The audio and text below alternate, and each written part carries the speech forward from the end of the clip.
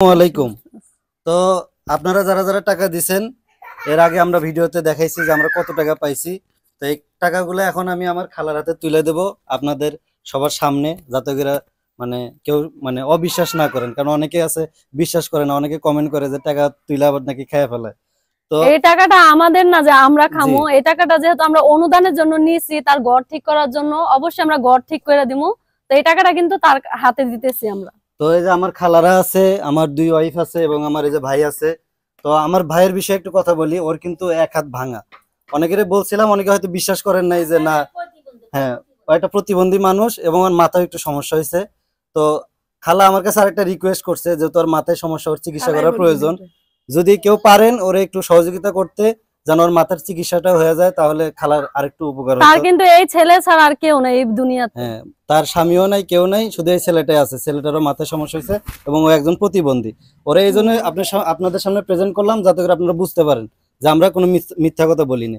আর আপনারা যে টাকাটা দিচ্ছেন সেটা দায়িত্ব নিয়ে আমি আজকে উঠাইছি, আমাদের ব্লগে আপনারা দেখছেন। তো এই টাকাটা সবার সামনে এখন আমি খালার হাতে টাকাটা তুলে দিচ্ছি। নেন খালা।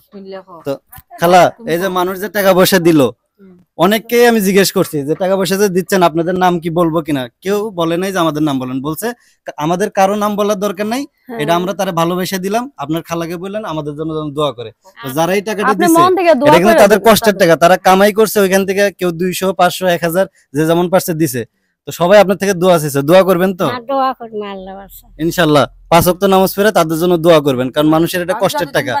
আর এই আপনার ঘরের পরিস্থিতি দেখে কিন্তু মানুষের টাকাটা দিছে। তো আমি চাই অল্প দিনের ভিতরে একটা মিস্ত্রি নিয়ে, এই যে আমার মারা আছে পরামর্শ করে, অল্প দিনের মধ্যে একটা মিস্ত্রি নিয়ে যে কয়বার টিন লাগে টিন দিয়ে পুরো ঘরটা আপনি সুন্দর করে ইয়ে করবেন। এটা কিন্তু আমরা ভিডিওতে আবার দেখান লাগবে আমাদের দর্শক যে আপনি ঠিক করছেন। আর ঠিক করার পরে যদি কোনো টাকা বাঁচে ওটা দিয়ে আপনি বাজার সদাই করে খাবেন, আর এই যে ওর একটু চিকিৎসা করবেন। আর এই ভিডিও দেখার পরে যদি কেউ চিকিৎসার জন্য টাকা দেয় তাহলে তো আলহামদুলিল্লাহ, তাহলে তো আর আপনার টেনশন নাই। ঠিক আছে খালা, খুশি তো? মাথায় সমস্যা, সবার জন্য একটু দোয়া ভালো করেন। একটা চিকিৎসা করা দরকার। খালা কিন্তু 5 ওয়াক্ত নামাজ পড়ে ইনশাআল্লাহ। যারা যারা টাকা দিবেন সবার জন্য ইনশাআল্লাহ দোয়া করবে।